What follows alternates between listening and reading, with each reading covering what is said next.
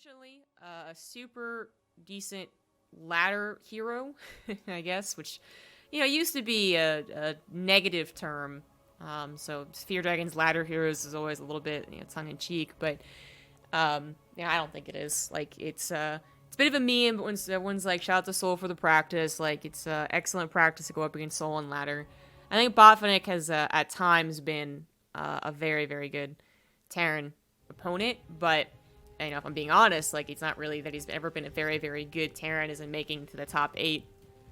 Or, in this case, making it to the top 8 to thus qualify. As today, as a reminder, top 8s qualify from the European region qualifiers. 4 from North America, and then, like, 2, 1, 1 for the other region or something along those lines. So it's still damn competitive. Because it all started with just like, hey, there's a lot of people that are signing up. It's still very hard to get to the top 8 reliably, especially because there's always a little bit of bracket luck involved. But because it is 3 qualifiers, the chances seem like they're kind of high, and hopefully you'll have one good day to make up for any bad days you got. With that in mind, 24 players going through, and then having 8 more already invited from last season. 8 of the best European players already through. Botvinnik is maybe one of those guys who could surprise us and get through. Maybe. In the top left, as the yellow Terran, he is Botvinnik.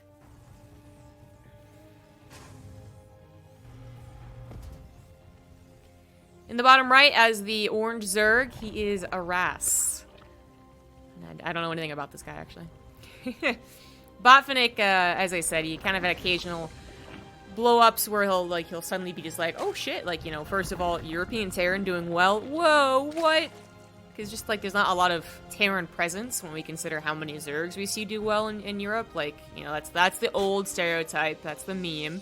And then right now, it's like all the Protosses are doing pretty okay. They're the ones that are kind of nipping at the heels of top 8, top 16. And then it's kind of still just, like, not that many Terran players. We have 3 big Terran players, 4th being Soul.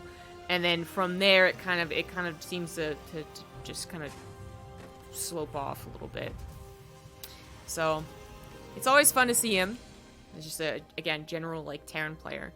But then, on top of that, I feel like he once or twice was actually that guy, whoops-a-daisy, who was qualifying for stuff, and we were like, oh, wait, hold on here, and then, unfortunately, couldn't really do well enough in the actual tournaments to make a splash, but I like him, so I asked him to if I could cast.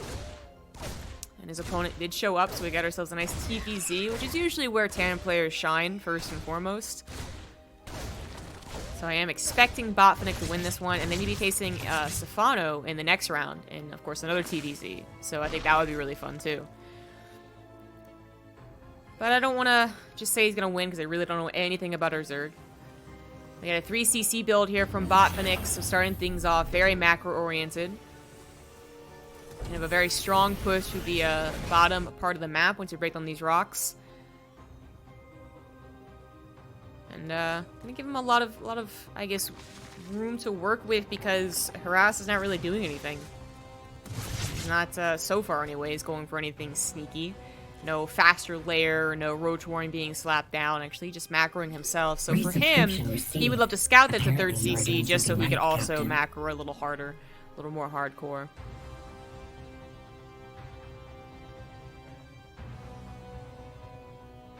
Thank you very much, Dr. Cetra, for the 17-month resub.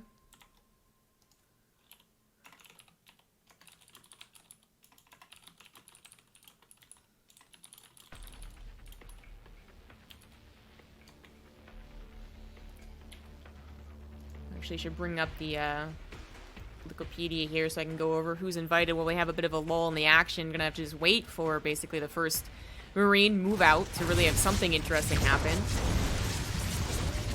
Botvinnik grabbed a creep tumor, the loss of his Reaper, but he kind of already confirmed things he needed to confirm with that Reaper, which is that it wasn't a super early Roach Warren, there was a 3rd hatchery. Otherwise, the Hellions can kind of do the rest of the job. They can get little pieces and signs of like, oh, is this a faster layer? Obviously, they would hopefully see roaches coming through the map, and they would obviously, hopefully see lings coming through the middle of the map. Aarass actually being a little bit cheeky. He might just be setting up for a run-by. Okay, he's going to set up for a run by. He also could have been setting up for a surround to try and just knock those Hellions out and then not have to worry about them anymore. Really important here is that Botvinnik, despite, you know, going for a third CC and Sim, he's actually building up to 6 Hellions instead of just the 4. But only 2 of them are at home right now, and that is a wide open wall. Instant control there from Botvinnik, though. Nicely done. Tries to get into that choke, but it's not really working out so hot. His Hellions are rushing back home, and the SCVs have to be pulled towards them. So far, not that much SCV damage done, but lots of mining time delay, that's for sure. 4, 5, 6 SCVs may go down. Alright, so 6 is not that bad. Nothing else was truly delayed either. I mean, he's actually going up to the 3rd CC, but it's obviously unlikely to get killed. And the SCVs do go back to mining, so not too bad. Looks like he was pretty afraid of a roach follow-up. I would say that would be the reason a Marauder is out, is that your instant thought and fear is like, okay, build a Marauder, maybe it'll help me against the roaches. But obviously a single Marauder would not have helped him enough, and, well, now it just looks kind of silly. Now it looks kind of awkward. But it is actually roaches, funnily enough. Aarass is going for +1 missile, yet... Well, okay, I should take that. He might be going for Hydras. You don't usually see the insistence on +1 missile when you're going for Hydras. I mean, you can, but... This is really far in advance. Or, I guess, also the lair's a little bit later, too. I guess that's what threw me off, is that the lair's a little bit later. Alright, got a decent number of Hellions now. 7 with 1 dying earlier. I'm gonna try and dive in and catch Aarass without Lings, and, well, he never remade Lings. Used them all and then didn't remake them. Hoped his queens be able to scare off 7 Hellions, and this is far greater damage than Aarass did to Botvinnik. Botvinnik getting some serious revenge. 4 Hellions still lining up shots. G of money there. I think that's almost GG amounts. 23 drones going down. Botvinnik now up 10 workers with his 3rd CC on location. Yeah, that was pretty damn good damage.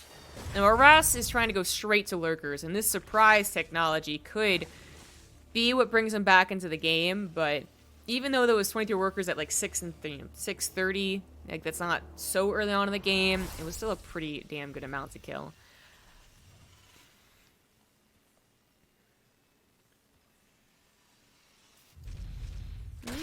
Lings, it's funny, we're having a little bit of like a ZDZ effect where you make Lings to defend against Lings, and you have Lings to then make them defend with Lings, you know? Except now it's Hellions and Lings, so... Lings die, Hellions go in, Hellions die, Lings go in. Another 5 SCV kills, which, I mean, does even things up a little bit more. Not bad, not bad.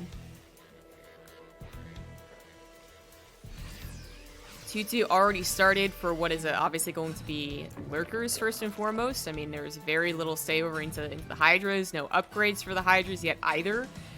The lurkers are pretty expensive. You know, have to make the Hydras first, and then the lurkers, which in and of itself is expensive. You gotta get the lurker den as well, which can be an expensive building to grab early. Usually you see them wait a little while and deal with the first push with Ling, Baneling, Hydra, and then move on to lurkers. But we really should note that there is no Baneling nest, and I don't think this is a very good composition. It's already a little bit questionable to try and experiment with lurkers against a Bio Terran. You know, some of the best Zergs do it, and it can look very, very good. We saw that in DreamHack Summer. But even then, it usually is, yeah, first on the Baneling defense, and then it includes Banelings. So just to have lurkers, very little else. Bio is especially good against a small number of lurkers that aren't defended by the threat of Banelings. 6 lurkers is a good start, but they're not quite ready to go. First lurker is going to be revealed here. 11 drones instantly get popped, and a single lurker ain't going to kill that much Bio. Heh, no way. Okay, scan reveals the rest of the lurkers, and that maybe is a little more questionable, but even take the time to get one of them, once to get a second one, but then has to skedaddle, as Lings are also on the way. Not a bad pick-off there. 4th hatchery down, 12 drones killed, and lurker killed. Sure. 2 lurkers killed. Botvinnik now knows about the lurkers as well, so can kind of readjust the way he was going to play this game a little bit. 4 CCs on the way, probably as planned, but maybe there's going to be a swap over onto Widow Mines. Definitely not anymore. And might actually start producing one Marauder at a time from that tech lab. That first Marauder being that weird kind of reaction to the Ling Flood. I don't think you really have to, though. I mean, it's the kind of weird thing that happens with Bio against Lurkers is that the Concave is just so good. You know, in Brood War, Lurkers were generally good even against Bio. And just in general, Lurkers are pretty good in Brood War. But I think a lot of that has to do with the pathing, right? Where in StarCraft 2, units basically do everything you ask. This concave potential is extreme in StarCraft 2. And that's where Lurkers perform very, very poorly. Again, especially if they don't have Banelings they can try and rely on to scare away that Bio Ball. But it does seem like Aarass, despite not having those Banelings for the first push, or even this push, right? Like, he seems to have gotten over that hump where you could maybe just be on Ling Hydra Lurker. But this composition it's going to be slow going. It's going to be kind of easier to size up as well, kind of like Roach Hydra. Roach Hydra has its place occasionally, or just simply mass Roaches, right? They have their 1-1 and 2-2 timings. But generally, even when the Terran player loses to it, I just feel like the Terran player can size it up a little bit easier. It might feel easier to go up against a Ling Baneling, where those Banelings can kind of catch you off guard a lot more harshly than Roaches or Lurkers can do. Now, that's only until Lurkers get Burrow Speed, alright? And then Lurkers with Burrow Speed are basically the same as Banelings. They can just pop up and kill you and bring you back into a game. So I'd actually love for Aarass to get that first and foremost, not necessarily Vipers or the Hydra upgrades, because he spent so long skipping them. Ooh, this drop doing more damage than I thought it would. And a lot of Hydras going up that choke.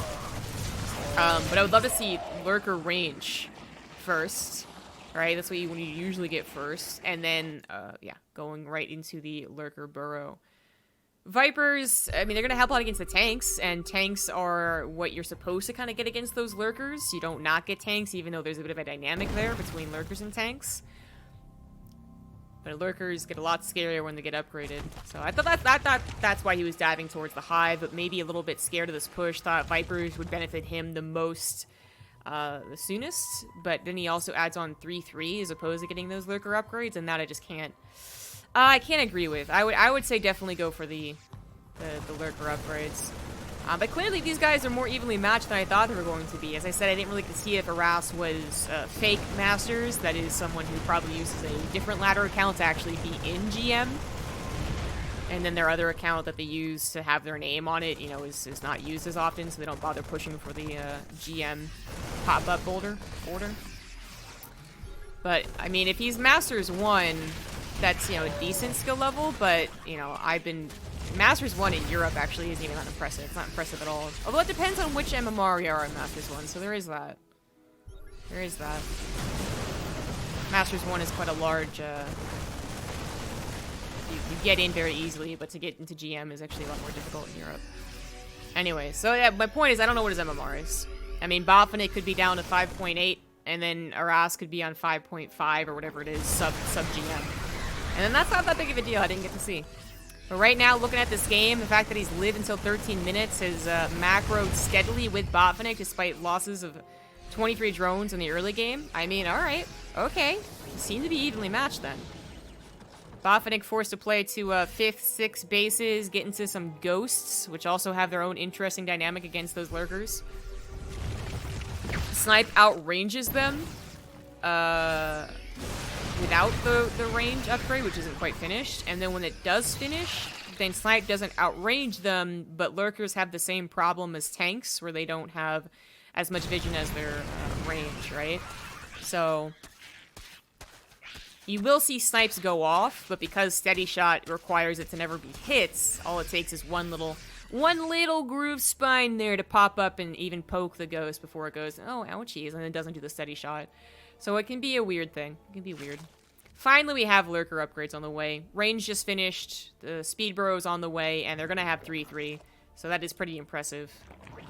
The order of things made me a little bit scared in this game, but eventually got to everything that it wanted to get to. And Vipers included, right?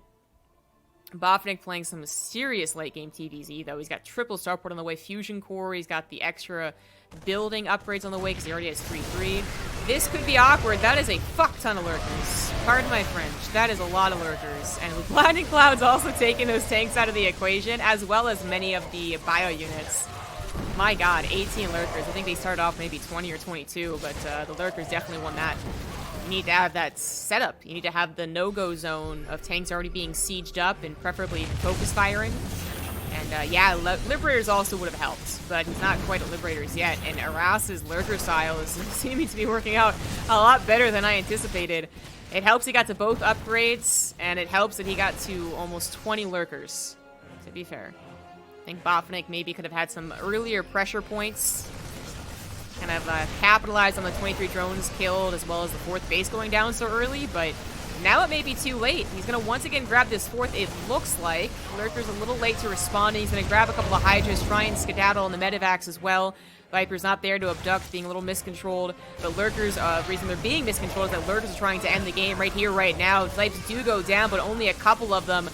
Not all of those ghosts got their shots off. 4 lurkers is not that big of a deal, but it is kind of awkwardly going out of your own choke. You can't lower engineering bays, and no medevacs to actually help these bio units. So the lurkers attack the marauders instead of the ghosts, so I heard another snipe go off, but is that going to make up for the damage they've already caused? I don't know. I have to actually reevaluate here. So these 4 medevacs are eventually going to get cleaned up. They got a base and okay. Ooh, jeez. Oh, that's amazing. So they do get cleaned up, pretty much. 4th base went down, but a 5th base has been mining. They're both at 70 workers. Botvinnik lost his 4th planetary. Just died, I'm pretty sure. But he has had... he's a 5th, 6th, 7th, and 8th command center, so... And 9th, actually, that's just burning. Maybe he didn't die, maybe it just burned. Maybe he canceled and lifted it, I don't know, but... Well, that's dead now. Okay, but still, the point is he has a lot of command centers, alright? So it's actually not the biggest of deals. I think what was more important during that skerfuffle on both sides of the map was whoever was macroing still. Whoever was macroing better still. And I think they were both macroing roughly the same amount, except that Aarass is just taking better trades. No, I'm actually wrong on that. He just actually has an insane economy, I guess is what the problem was. Despite losing those drones earlier on, I guess he got to 5 bases, 75, 80 drones, and just... His bank is actually kind of crazy compared to what Botvinnik has. And Botvinnik wasn't exactly slow to a 4th, 5th base. He got them, like, pretty decent time. This planetary does have both upgrades. Orbital, unfortunately, can't help out, so that's going to go down. But the planetary, if it was fully repaired, might be able to take out a lot of Hydras. That being fully repaired, though, the SCV's not plentiful enough to kill it. But meanwhile, on the other side of the map, the bio has rushed through the creep. No scans to clear that up. It's a bit of a base trade. 11 lurkers remain. Many of them coming back home. It's actually just the Hydras continuing on with the pressure. That is just an orbital right there. The Liberators going down, not helping as much as they should be. The Lurkers providing an excellent defense on the ramps specifically, so that's going to work out well. Maybe Botvinnik could try and bop a couple at a time. He's certainly going to be able to use his Liberator as long as he has a scan, which he absolutely does. Concave of the bio, there's not really a concave, and there are so many Lurkers that the first attack of the Lurkers really killed about 80% of the bio, but what's left over, this is when Lurkers are terrible. When it's 2 Lurkers against 5 units, the Lurkers actually look kind of sucky, and that last one does go down. Most of the air survives.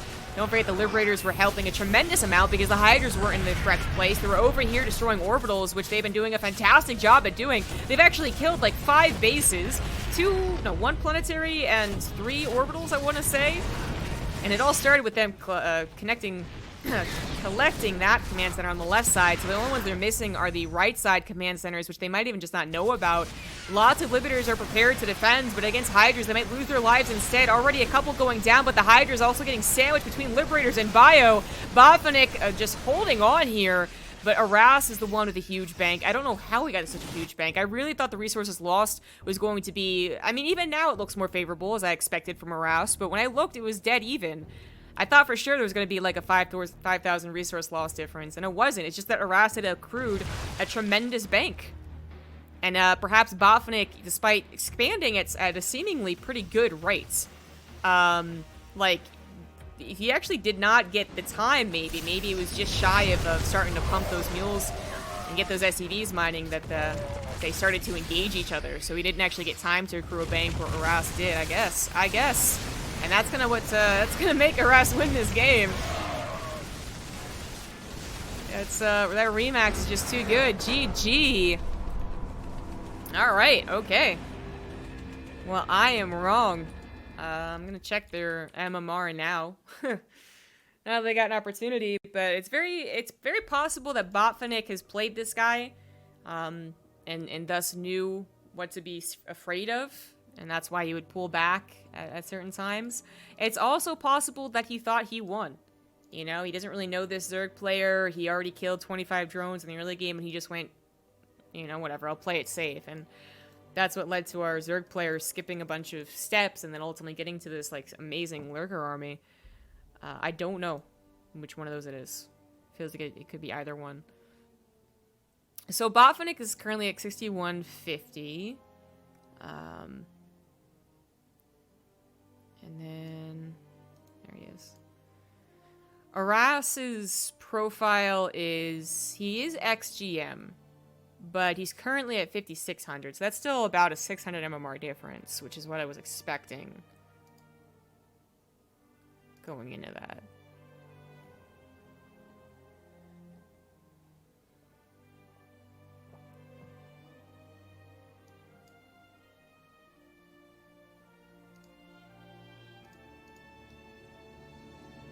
So it's very, very possible that Aarass just isn't playing his main account. He signed up with the name Aarass, and he signed up with this account, but he uses like a barcode or something to play on ladder. But yeah, the 600 MMR difference is considerable. You know, I said it's possible that Botvinnik's like in the low GMs. I didn't know where he was currently at. I thought he was higher than low GM, and I was correct, but I threw it out there as a, you know, a maybe. I wasn't sure. And then Aarass could be a high Masters, almost GM, and that would make sense. That's sometimes the borders intimidate us, and the names, I guess, intimidate us more than the actual MMR sometimes, but no, according to their profiles, there should be a bigger difference. And I honestly can't tell if Aarass just got away with too many things and used a very strong composition that Botvinnik was unfamiliar with, or if Aarass is actually, you know, definitely not playing on his main account. I can't actually tell. If this is his main account, these guys don't play very often. There's no reason for Botvinnik to be scared of him, but there is reason for Botvinnik to underestimate him. If this isn't his main account, then he could be playing on a barcode and no one knows who he is. Received. Apparently you are doing something right, Captain. But I do want to just, you know, kind of back up my first point at least a little bit during that game. In that Aarass kind of got away with things that I don't think you're supposed to, and wasn't correctly, and the pressure was not correctly applied, so I do want to point that out. And maybe that's how he got himself back into that game and ended up winning it. The amount of lurkers was just kind of insane. But looks like we're not going to get another macro game to really dissect what's going on here. In the upper left of Submarine, up 1, it is Aarass going for a good old cheese. In the bottom right, as the Yellow Terran, he is Botvinnik. Maybe a little surprised with how ferocious this Zerg player was. Thank you very much, Gringo Stiru, for the 3-month resub. Sup, Grub Wubbadub. Keep up the awesome workin' lub. Thank you. M1 not impressive at all. Sorry, there's always a little bit of an asterisk to anything you talk about in StarCraft, but honestly, Masters 1 in Europe is not impressive when everyone makes the, you know, the very easy joke of like, oh, Europe, what, American Diamond is Europe Silver, or whatever the hell they're saying, right? It's actually a lower MMR to get into Masters 1 in Europe than it is in Masters 1 NA. But their GM is a lot higher. Anyways, this would be a pretty, I think, still impressive, regardless of what Aarass is, MMR is, you know, truly is, or if this is actually what it, like, whatever it is, like, I gotta give props to the correct tournament play. Sometimes you'll see people who are pretty good, but they do only have one shtick, you know, they macro pretty well, and you go, okay, and then they're at all pressured, or up against something different than just a 3cc build, and they just kind of just look really, like, a lot more terrible after that. But this guy actually going from cheese to Ling Rush. With this many Lings, you gotta expect the speed to also finish up. The bunker has been finished, but the Reaper actually needs to get into the SCV was being a dick! The SCVs continue to be a dick, and Botvinnik! Oh, what a terrible, terrible, terrible situation. Oh my god. A bunker finishing is not usually the response we see that often, but if it had, and actually had 2 units in it, you can definitely hold the low ground. Your CC can't be surrounded and killed. It might not be building, the SCV might be getting sniped, but at least it's there. And instead, he loses both units, his scouting, his bunker has to be salvaged, his command center has to be cancelled when he clearly didn't intend to, so that is a even more significant delay on the command center than if he had just immediately cancelled it and been like, oh, okay, cut my losses. Absolutely terrible. Ay. It's not the end of the world if Botvinnik really is truly the better player. But that's a big question mark right now. The lair starts up as he accidentally starts burrow. I got excited, but it is just a faster lair. A little less excited because it's not as cool, but it does make more sense and is going to be quite effective. He's going to go immediately into Aspire. As I said, like if Botvinnik's really the better player, it probably doesn't matter. The first 4 minutes don't matter, and ultimately in like a 20-minute game, right?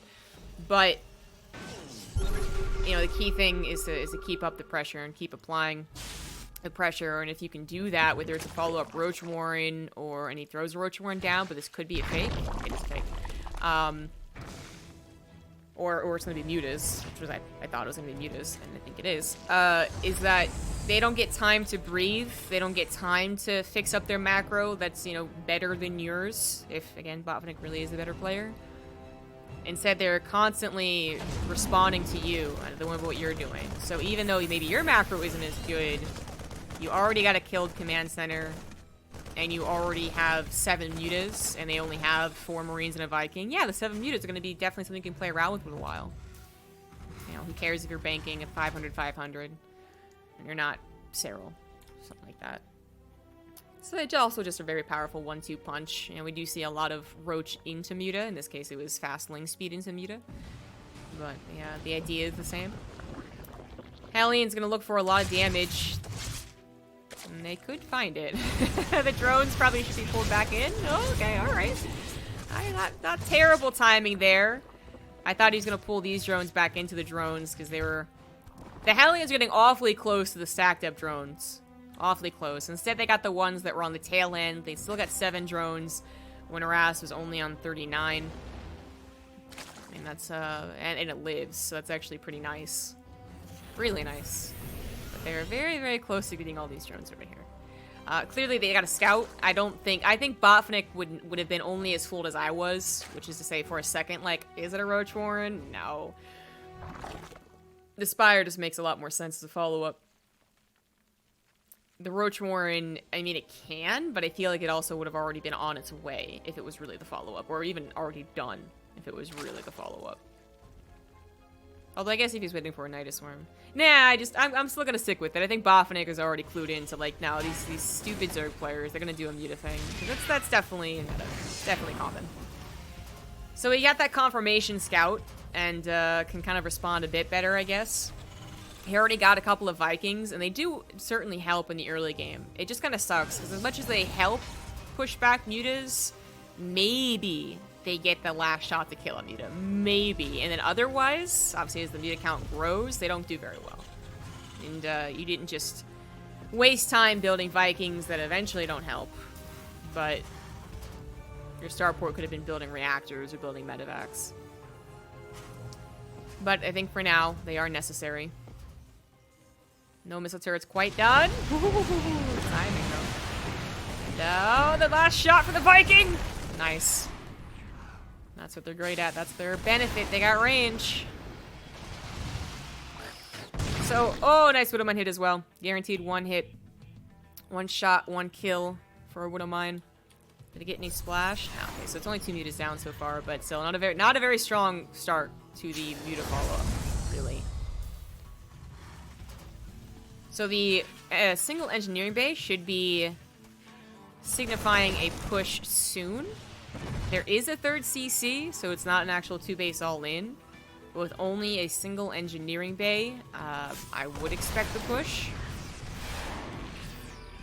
If the mutas aren't doing their job when it comes to keeping the Terran contained and scared, and they're not doing a good job of that so far, then it's time for the Zerg player to be scared. The Zerg player does not have a lot of gas to put into a lot of banelings.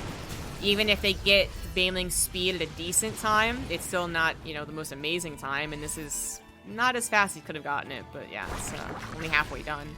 And their creep spread usually isn't very good. They don't have a ton of extra queens when their third base is late, and then they also are building a lair from the main base, right? So that's why I feel like Scarlet is so good with the 2-base or very, very early Muta third base build, is because that she makes up for some of the weaknesses of the build, which is like the fact that she's got like a little metronome in her head that says creep spread, creep spread. Other people, they struggle with that. So they got 5 queen spreading creep. Okay, anyone can spread creep pretty well. They only got 2 queen spreading creep. That's a little bit more on a question. Especially when it's not even just about one place spreading creep. You know, maybe this is okay. They also want to get to a 4th base, and this 4th base wouldn't have any creep over it. So Botvinnik, last game, I mean, you could definitely criticize him for not being aggressive enough. There was a couple points where the lurker count was low, where they didn't have upgrades. Not much was protecting them, and he did not push in. Respected the initial lurkers maybe too much, and then didn't respect the later lurkers enough, but being out in the map and caught by surprise. I do love this. Aarass getting some serious bonus points for me, going for the burrowed banelings on a map that has a lot of ramps and chokes. Very nicely done.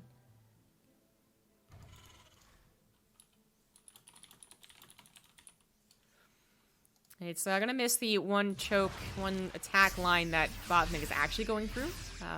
Sadly enough, he's got them on the other sides, but it is correct for Botvinnik to go after the 4th base and hope to find no creep spread there. So this is just on Aarass.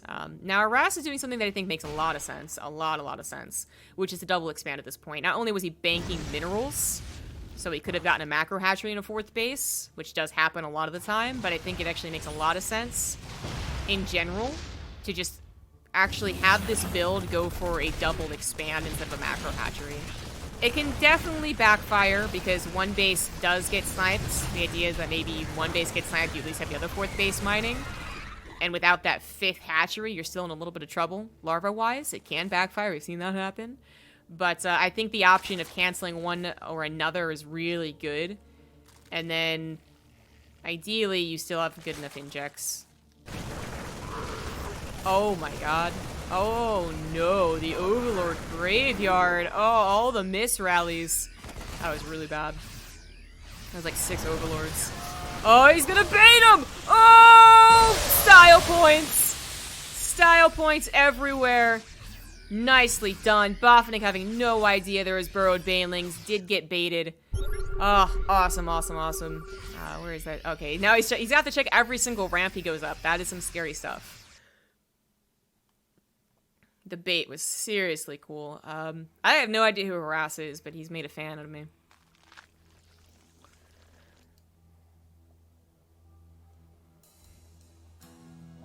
Apparently Zipper the Fly also got beat by not anyone I recognize. I'm gonna dive on top of the Thor, why not? Mutas are a little bulked up, but easy. Loses a Muta for Thor, very worth it. This base could be sacrificed. He doesn't have to defend it, but he is gonna defend it. I think he can defend it too, so it's not necessarily wrong to defend it. Loses a couple of mutas. They got a little overeager against the amount of Marines that are there, but then, oh, Botvinnik, no! Oh, he was distracted by the run-by. There was a run-by there that he was paying attention to, and his Marines had not split. They didn't go off creep at all. I mean, the only good news here is that the muta count has really been cut down to size. 7 mutas left over after they were upwards of 16 or 17.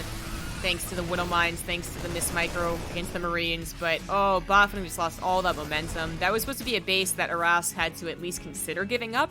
And instead, he barely saves it and takes a pretty damn good trade. Currently, even supply actually feels pretty good for the Zerg player. In these games with these compositions, we do see quite commonly the Terran player be up by about 10 or 20 supply, and the lane Baneling Muta still do okay. Botvinnik getting some serious revenge for the burrowed Banelings earlier on by having Widow Mines in the chokes. I do like that, keeping that Muta count very small. At this point, usually you want to have at least 15. Maybe dedicating to +2 and more, but he's down to a very pitiful number of mutas and doesn't seem interested in remaking them. He certainly could, but he's up to a hive and he might be thinking more about the Ultralis Cavern, but he was a little late to the Ultralis Cavern itself, so that's going to delay chitinous plating, which is obviously what makes them very good. Mutas, I mean, they're still doing at least something. They are buying time and checking on the army positioning. Also a little bit of distraction, so maybe the Banelings get some good connections. Doesn't look like it's going to happen, but still, some SCVs go down. But still. Medevac drop to the south is also cleaned up. Does not get to snipe that base that is still very, very, very low in health. This might be a little overeager from Aarass. Yeah, definitely overeager. Mutas are like, we can do something, right? No. If there are 20 of you, that's probably a very injured planetary, but at this point, Botvinnik should really be suspicious. Why aren't you making more mutas? Again, usually at least 15 at this point. Maybe, at least 12, but you're down to 3, like, what else are you doing with that? And I would say it's not even necessarily that good in general to have this number of mutas. Like, are you transitioning? Yes. Do we still usually see mutas help out with the transition? Yes. Do you still want anti-air? Yes. All those good things. Oh, so many Baneling bombs are set up, but it's just not the attack path. Not until Botvinnik gets a 6th base. Maybe he'll be pushed back into the burrowed Banelings. Oh, is he going to go for it? Is he going to go for it? Okay, he did pop him. Very difficult to tell from Botvinnik if that was burrowed Banelings or not, so I don't think he noticed. No scan going to go down there. Wouldn't mind take care of the last few mutas. Micro on the Thor is going to save that. Botvinnik with a 30 supply lead. Aarass just not quick enough, it feels like, to the transition into Hive, especially because he did get the Hive itself at a pretty decent time. But the Ultra's coming out a little bit late. Chitinous plating still not done, but very few bio units left over. They have to be helped by their reinforcements, which are just coming in a little beeline here. It's not going to work out as effectively. Go back to the reinforcements, bulk up a little bit, get some City on your side, and you'll be fine. Now Aarass did have another base, which Botvinnik, he doesn't know about. Oh, he had headed there once upon a time. But didn't actually go in and see it, so... Okay, Botvinnik might be misreading the situation a little bit. Aarass with no creep over there, he's like unintentionally kind of making it like a hidden base too. Kind of funny. Anyways. But yeah, Aarass is still in this game. 70 workers on 4 bases. It's getting a little tight. Main and Natra getting mined out, but at least it's better than nothing. Banelings, plenty this time with Ultras and chitinous plating. 3-3 about to be worked on. As you know, Glance is already finished, so Ling Run By is going to be quite nasty. And burrowed Banelings are going to use up all of Aarass's scans, or sorry, Botvinnik's scans. I think he noticed those burrowed Banelings, but I hope he remembers it. Oh, did he notice it? Oh, I don't know if he did. Oh boy, Wouldn't Mind's going to get some pretty good shots. Lots of Banelings died there. Not worth it to stick around. Burrowed Banelings on the exit, I can only guess. So Scan's going to reveal if he intends to do that. Oh, the snipes! Oh, the ghost coming in from a really nice angle. Are going to get some freebie snipes on these Ultras. Not quite kill that many of them. And the Wouldn't Minds again getting some revenge for those Banelings. Where are these guys even going? They're going to die. A Planetary might get the kill. Oh, they're going to get corralled back into the bio. Big loss of resources there. Those 3 Ultras thought were going to be able to escape, and they, one of them might. Burrowed Banelings are semi-revealed. I'm not sure if Botvinnik was paying attention to that, but they're not really in a decent location. I don't see the bio going there commonly, at the very least. They could go over here, but that's not how those Ultras... I mean, the Ultras accidentally didn't go over the Banelings, and instead accidentally went through every single defensive point of the Terran, so I think Aarass is a bit screwed right now. He was depending a little bit on those Ultras and those burrowed Banelings, and without them, I'm not sure if he's going to be able to win this game. Banelings crashing into Marauders is not ideal, not even quite killing them, thanks to the medevacs. A Viper's going to get taken out too. It's doing who knows what, as Aarass is being harassed. He's getting his attention split. Banelings splat into the Thor, also not very good, and Botvinnik is going to win this game, but... very nice style points on the burrowed Banelings. Very nice.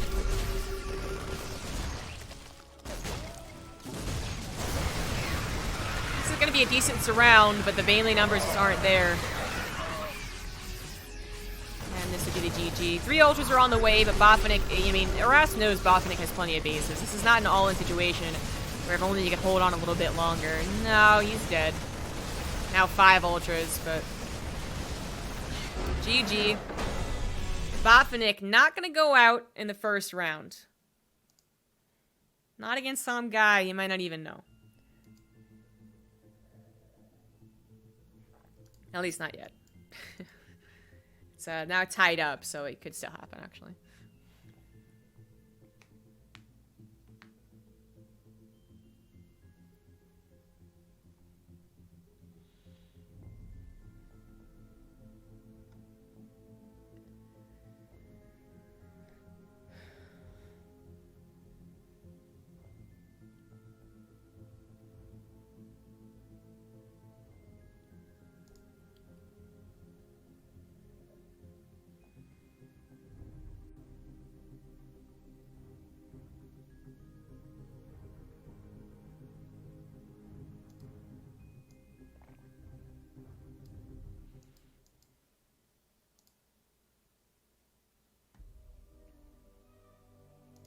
Game 3 on Pillars of Gold. So for a Botvinnik, a bio player, so I think he's going to stay with it.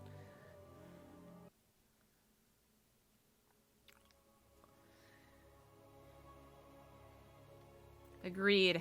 The thing about Ravens is, or they die. Yeah.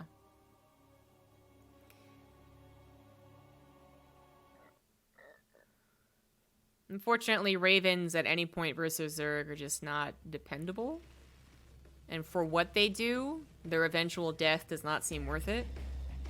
Whereas at least in TvP, the reason we see them is that sometimes their death is worth it. The fact that they died after interference matrixing 2 Colossus is like pretty worth it. Usually if you see a Raven opener in this matchup, it's like they clear up 6 creep tumors without needing a scan, and then maybe some auto turret harassment, but not very much, and then they die. And they die. So, might feel necessary to get one against burrowed Baneling users, but it's gonna backfire basically. Not worth the attention to put your starport on a tech lab and then put it off of the tech lab to build medevacs again, which you need pretty consistently because they're getting sniped by the mutas. The Raven drags a little bit, doesn't have the same acceleration as many other units, and so it dies to the mutas, and you go, okay, do I have to do that whole process again? Swap the starport over. I feel like the easiest answer to people who go, why no Raven? Is to just be like, play Terran and get a Raven. See how that goes for you. And the easy defense would be like, well, I'm terrible at Starcraft, so of course a Raven would die in my hands. That's a good defense, but just... it's actually quite similar even amongst the pros, even amongst the bests. Ravens are just super difficult to keep alive and make worth their cost and time investment. I'm only really hitting on that point instead of doing intros because we could see it again on Pillars of Gold. I mean, Aarass has had some serious style in this series. You know, the burrowed Banelings being the coolest thing, but he opened last game also with that bop on the command center, which really did give him a very good spot in the game. He just kind of lost the momentum by not having any follow-up with the mutas. They were definitely lackluster as a whole. The best thing those mutas did was bait the Marines into the burrowed Banelings, actually. Otherwise, they were very lackluster. So... and yeah, in the first game, he went Mass Lurker. You know, definitely not a super standard player here. In the top right of Pillars of Gold, we have Botvinnik. And in the bottom left, there is Aarass. For anyone listening and not watching, I suppose. Second gas is going to come down, so no third CC build from Botvinnik. We could see him maybe change things up, go for a Hellbat attack, or go for some battle cruiser or something like that. But, yeah, we have seen nothing but bio from him. But a Banshee follow-up, or at least a starport, you know, capable of getting a Banshee, is the safer move against someone who has shown a bit of depth in their build orders. Not just a one-trick pony.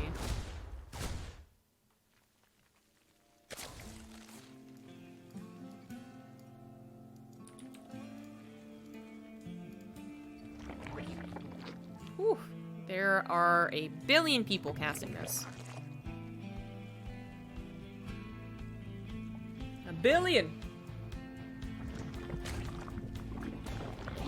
Fortunately, there are quite a few games, but it might get a little packed when it comes to those semifinals and finals. Well, in this case, the round of 16.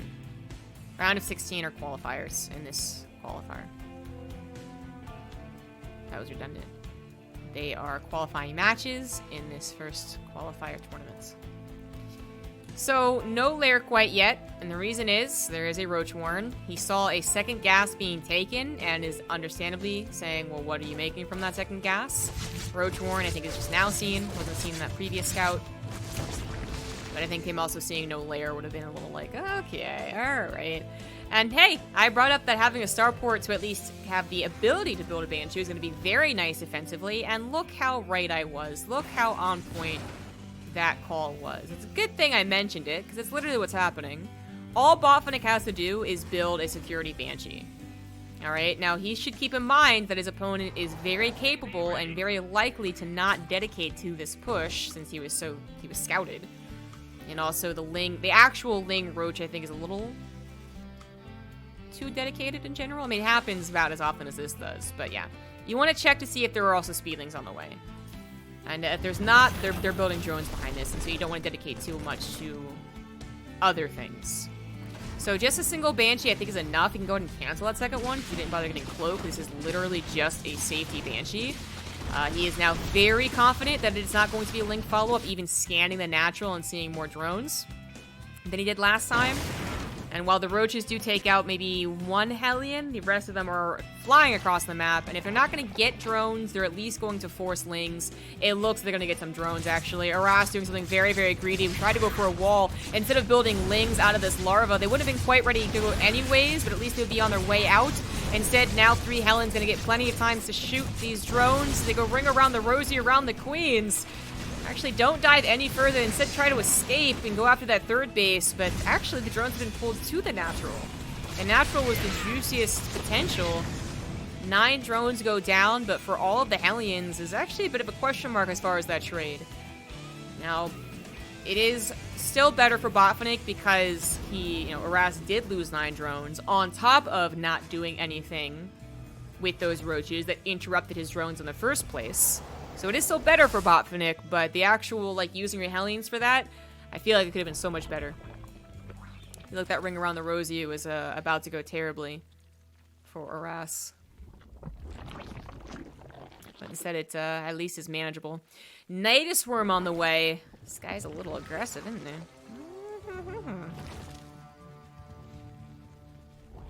So many casters, no one casting Harsum.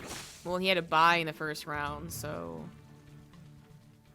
people join matches that are actually happening, and if those matches go on for too long, they miss Harsum starting his, and you understand? Do I have to explain it any further? Hopefully not. Nidus Worm could be very devastating, but Botvinnik doesn't have a lack of production. He even went very quickly into building tanks, not stopping over for as many reactors from that factory, so he already has 2 tanks. With 2 tanks, I actually feel pretty confident about this, and the Nidus Worm is seen immediately. So this is not looking good for Aarass. Another Nidus Worm possibly in the natural, but 2 bunkers are on the way. Botvinnik is not going to give up this series to silly little Nidus Worm games. So a good old-fashioned bust from the front is what Aarass is going to have to go for. Shouldn't go well. Should not go well. He's going to have to also wait for Ravagers to form. Queen should pop out of here. Yeah, this, was close to dying, to be fair. 1 Banshee dies, but you have to wait for Ravagers to bust this. 2 tanks! 2 tanks! You don't bust this without Ravagers. You don't even bust it with Ravagers. This is going to be game over. 1 bunker falls, but 2 more are available. The tanks are so far back. The 3rd tank on that high ground. This is a complete disaster for the Zerg, and there is no follow-up here. A little bit of a pause. He goes, well, fuck, and then goes back into droning, but he's going to have to also slap down a 4th and 5th base to spend his minerals. Probably go into mutas. For at least some surprise factor. But so far isn't doing that. Severe imbalance of gas and minerals, as he was planning on just, that being the end of it. And try and spread some creep, but is probably going to be stopped short. Not enough buy units to actually take on the army there, but does snipe the Nidus Worm. Forces the queens to slowly walk back home. Botvinnik also with 1-1 upgrades, now about to get to his 2-2. No Spore Crawler ever made at that third base. Means it's not mining. This is an absolutely terrible situation.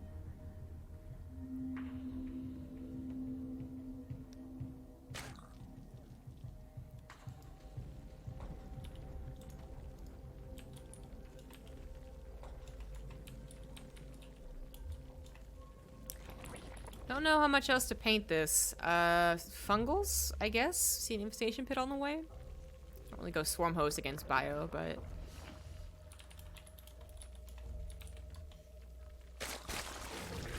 fungal roach ravager. Sometimes a comeback combination, but hasn't been in quite some time, really. Even before the infestors got nerfed and got this spell no one ever uses. Even then, it was already kind of being figured out. Alright, so I guess he's thinking, okay, I'll use my Nidus Worm again, and at least buy time, and make my opponent run around and chase me.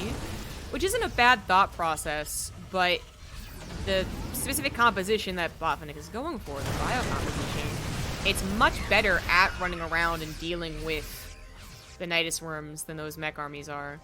It doesn't mind splitting up. 2 medevacs to the right, 2 medevacs to the left, and an army through the middle is not that bad.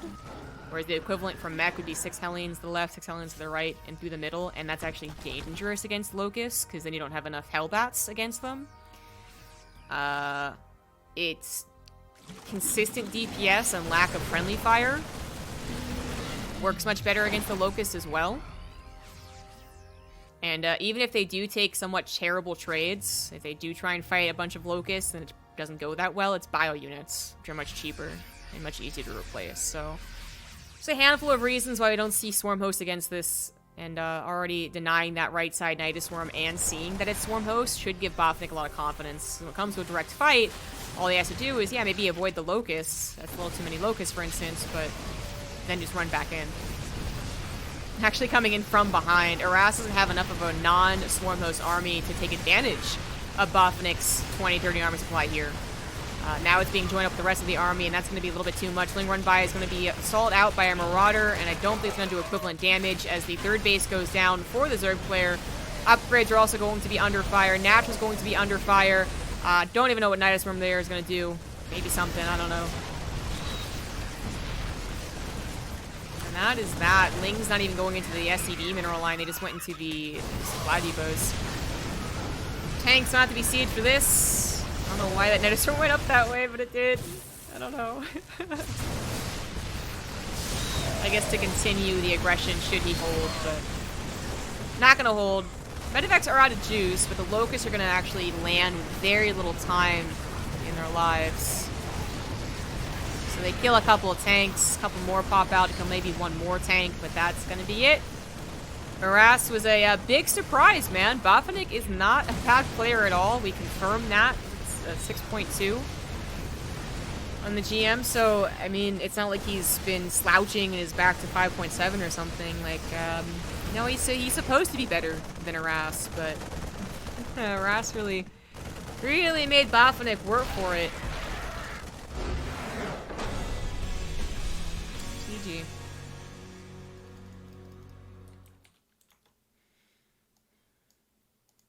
Fun series, but now Botvinnik, I guess, has to tighten up, man. If that guy, again, if they don't know each other, they don't play on ladder, he doesn't know what the ult account is of that guy, like, whatever. If Botvinnik really was just like, I didn't know who that guy was, what the hell? He's not going to face Stefano.